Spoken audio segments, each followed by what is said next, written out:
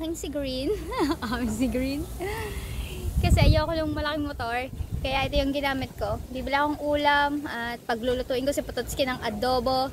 Dahil ako'y gutom na, kahapon pa ako hindi kumakain. So may pag-uusapan kami after nung aming lunch. Dahil yun nga gaya na sinabi ko sa inyo. Nung unang last live ko, sabi ko may maganda akong balita. Pero yung magandang balitang yon ay napunan ulit ng masama. Tapos may bago na naman ulit na balita. Hindi ko pa na-update ni bago na naman. Ay nako, pero mamaya ayun na yon. Ayun na yung pag-uusapan namin tungkol sa balita. At balita yon tungkol dun sa lupa na tinitirika namin. So alam ko hindi bago sa iba, pero yung ibang bago kong subscribers yan, bago sa kanila to. Hindi ko alam kung pinanood na nila yung mga vlog ko dati about doon sa pwesto na tinitirikan namin dahil hindi naman yun amin. So update ko kayo mamaya bago ang lahat. Punta muna akong palengke dahil gusto ko ng adobong manok. Let's go! Alright guys, so nakauwi na tayo ng bahay at hindi ako nagluto. Hindi, nagluluto talaga ako. Yung ano lang, pagkain ng aso. Kain ng aso yung niluluto ko dito. Charan! Oh. Naglalaga lang po ako ng atay at saka ng breast.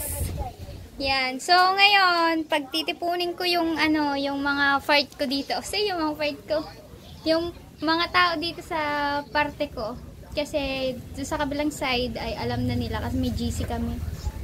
Hindi sila kasali. So pagmimitingin ko dito si Nanay Lita, si Kuya Randy, Tita Ani, Pototski, si Maymay, ang papa, tsaka ako. At yung madadawit sa lupang to ay pagmimitingan din namin yon. Tandaan yun. Baka nanonood kayo. Pagmimitingin din namin. So, nawala sila dito kanina. Nandito na sila kasi nga, pumunta akong palengke dahil gutom na ako. Kaya lang wala sila. Pero nandito na ang papa, si Nanay Lita, si Kuya Randy, Tita Ani, tsaka si Maymay na lang.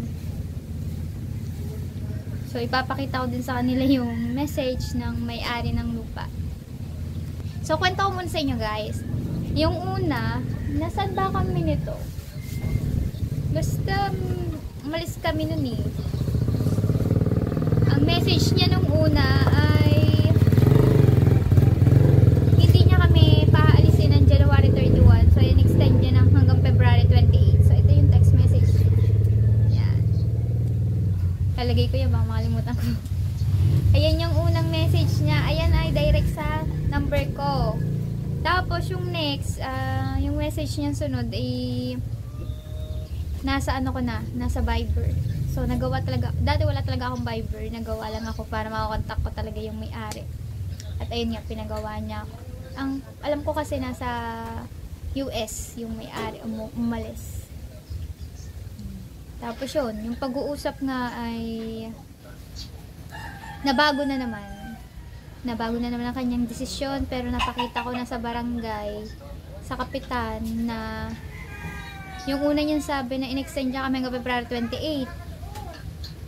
Tapos, binago niya na nagbago na naman ang isip. So, hanggang January 31 na lamang. Siyempre, babayaran pa rin kami kung alis kami ng January 31. So, may pagbabago ulit. Ayan ay dapat nandito na ang aking mga kasama bago ko sabihin. Nasaan na ba sila, kuya? Tita Ani, Maymay, Nanay Lita, Kuya Randy, tsaka papa. Ayan, let's go lang. Tita Ani na lang kulang. So, yan, mag-uusap-usap muna kami guys dito ng napag-usapan. Nakakaganda talaga yung cellphone pag lumiliwanag.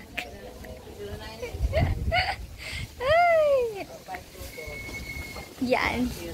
Ito na si Nanay Lita. Yan na Kuya Randy.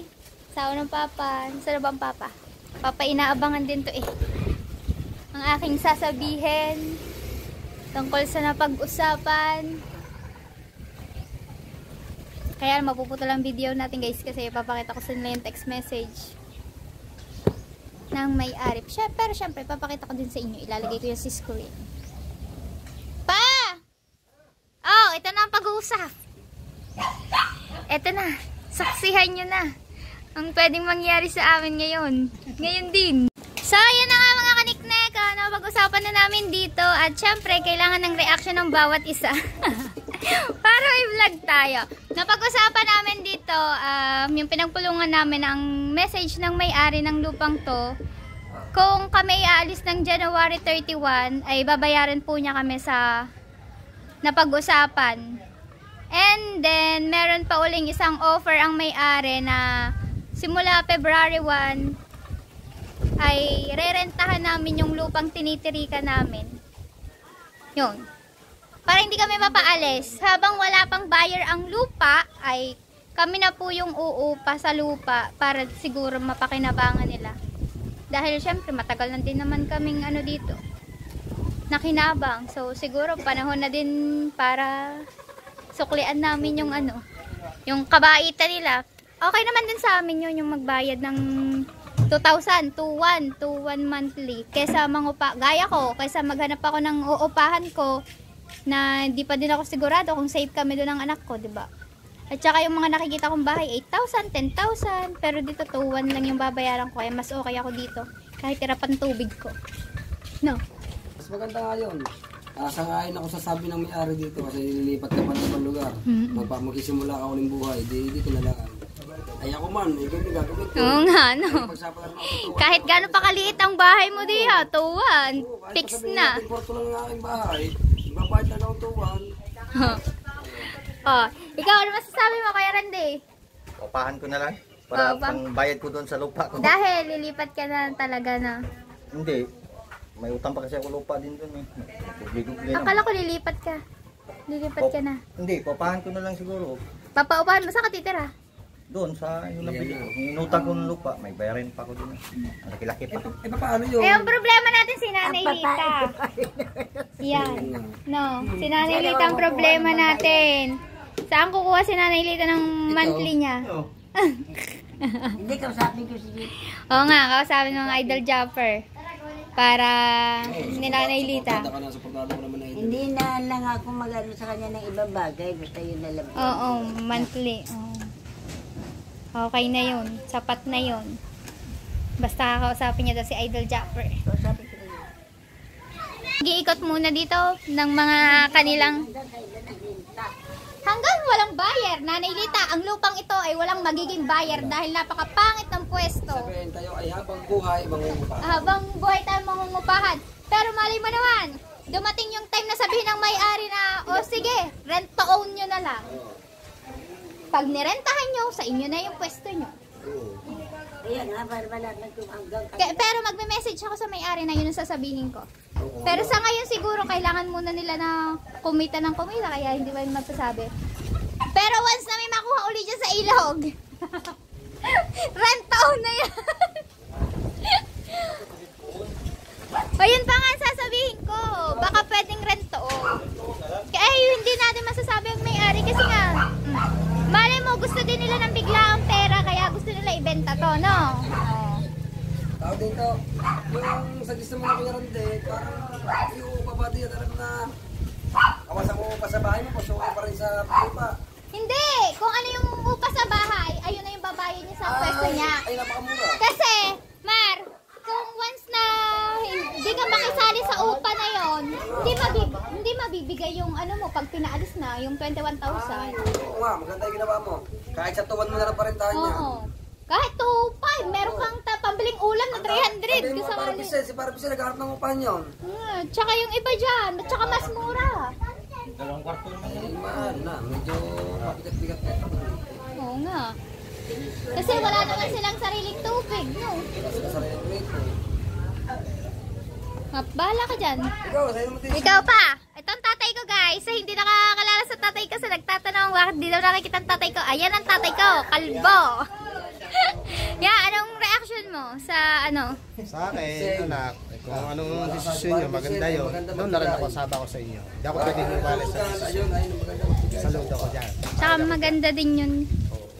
Hindi na tayo, ano, basta-basta. Basta ang mahalaga, Jampong. basta ang mahalaga, mag-iipon tayo. Kada buwan. Yun, kailangan na natin sakripisyo. Sakripisyo ang pag-iipon at paglaanan para merong tirhan. Ayan ba? Yun. Alright, ayan ang tatay ko, guys. Wala yung nanay ko. Dito tayo, reaction ng ating mga nasasakupan dito sa bahay. Sa lupa. Tito, pahingi ako reaction mo nga sa aking sinabi sa inyo about dito sa lupa. Ano pong decision niyo dun sa sinabi ko? Ang desisyon ko po, sir, ay uupahan na po namin ang aming pagtira dito. Sangayon po ako doon sa ibinigay niyong isang option. Maraming salamat po, sir. Maraming Naiyak salamat. ka, tita. Siyempre, yung parang ang tagal-tagal nang tinigil dito tapos biglang mawawala iglap. Okay, tita, thank you! Merry Christmas po! Merry Christmas! Pasko na! Oh, May! Ikaw, nasaan ka? Hingaan kita reaction, May! Hindi ka na ako nakikinig. Hindi ka naman pumunta doon nang ako'y nagsasalita. Yung pinag-usapan about sa lupa. Dito ka, Billy! Hindi, wala. Mag-message lang. Diba, dapat aalis tayo ng January 31. Tapos biglang niya in-extend ng February 28. Nagbago na naman ang isip niya. Ang sabi niya, aalis tayo ng January 31. Pero, kung papayag tayo na renta, simula February 1 ay magre-rent na tayo ng pwestong lupa natin. Saan ka sang-ayon? Sa aalis tayo or magre-rent na lang tayo dito? Pero yung rent natin dito, yung 30,000 hahatiin sa 14 bahay. So papatak siya ng 2,140 something. Yung mga 2,150, ganun. Per buwan. Hindi pa. Hindi pa 'yon. Rent lang. Habang wala pa daw siyang buyer. Pero siguro malay mo, dumating yung panahon na sabihin na lang i-rent taon. Huwag natin pangunahan yung may-ari kasi mabait din na tita, nagpabago-bago ng isip. Saan ka sang-ayon? Sa aalis or sa magre-rent? Hindi ko. Dito, wala pang bahay. Amo pang samantala. Siya, doon sang-ayon siya sa rent taon. Tsaka napakamura ng nung upa. Umupa ka din lang sa iba. Dito ko na umupa. Hindi na alisin ng bahay. Ganun yun. Oo nga, ako nga 8-10. Kaya ba kung ikay mabahanapan agad na uupahan? Ay, wala. Oo nga po. At saka dito, alam mo, safe ka. Hindi ka pa hindi ka mag-aalinlangan sa mga tao. Yung ba sasabihin ko sa kuya mo? No, okay. Thank you very much. Okay. February 1. Simula February 1 kay magre-rent tayo. Siguro February 28. Ganun. Pero inaano pa nung kabila na kung pwede rin taon. Siyempre hindi na. At si Bengot naman po ang ating tatanungin. At si Pototski, siyempre habang nagluluto sila. Luto na, wala pa kaming kanin. Wala pa rin naman kami kanin eh. Tapong nyo naman ako. Yeah, nagluluto si Pototski, laging hubad. Ano reaction mo, Pototski? Ikaw, saan ka papayag? Sa alis na tayo or magre-rent na lang muna tayo dito sa ating pwesto? Kahit ganito ang ating bahay. No choice. Rent tayo, rent. Rent. Oo, kaya ni Danica. Kailangan. Ha? Magre-rent, kaya ni Danica. Bakit ako? Sagot niya na yung Si aming... Nanay Lita. Si Nanay Lita ka, wala. Sagot niya na yung aming parenta. Oo, sige, sagot ko ang renta nyo. Pero pag mag-aalisan na, akin yung pera nyo. Bahala ka na magbayad doon. Akin yung pera nyo. Wala kayong makukunan. Mag-uulog ka ng 10,000 isang buwan. Apa, garang nagre-renta na din ako. Sinaulo ka Isang pala. buwan, ba't ang dami? Sa papa. Sa papa, sa atin, sa tita, sa iyo. Naku, mayaman. Guys, supportahan nyo ako sa YouTube channel ko. Para mabayaran ko po yung mga walang panghulog dito. Parang awa nyo na po. Agag-aalisan, akin lahat yun. Bebenta ko ng kaluluwa ko din sa loob ng tiyan ko. Alright, so ayun na nga. Si bro, it's me na. Ayun na po ang ayun yung mga nila. Gusto nilang mangyari. Yun ang mag-rent muna kami sa lugar na to. Pero yung talagang offer ng may-ari na yun, napaka magandang desisyon na ayun talaga yung gustong gusto ko mangyari. Pero gusto ko talaga umalis na ng Bukana. Hindi ko alam kung bakit, pero dahil sa maganda yung offer ng may-ari ay mag-i-stay muna ako dito. Mag-i-stay muna kami. Yan. So mamaya mga kaniktik, update ko na lang kayo kung ano pang ibang mga reaksyon na ano bang gusto nilang mangyari sa lugar na to. Hey guys, nasa Walter tayo. Kasama natin si Beng at magbabawas kami ng konting stress. Magbabawas ng konting stress o madadagdagan ng stress. Baka kaya pang ko din ang Are, may pahugot-hugot sa mga notes eh. Ang reply ko nga doon, swimming eh. swimming daw. Lamig lang sa hangin. Lamig kaya. Ito lang kami nagpunta sa Walter. Bawas ng kaunti. At saka, bawas ng kaunting stress, dagdag ng stress. Ano Update yun? ko kayo guys, update. Bawal mag-vlog dito. Alright, mga kaniknek, nakauwi na ako ng bahay. At yun, si Bengot, pinauna ko na siya umuwi. Pinasundo ko na siya kay Pototski kasi nga, natutulog na siya dun sa sa binuntahan naming clinic. Na nagpaputs pa at saka manicure at pedicure si Bengot kasi hindi siya pinayagang magpa-facial.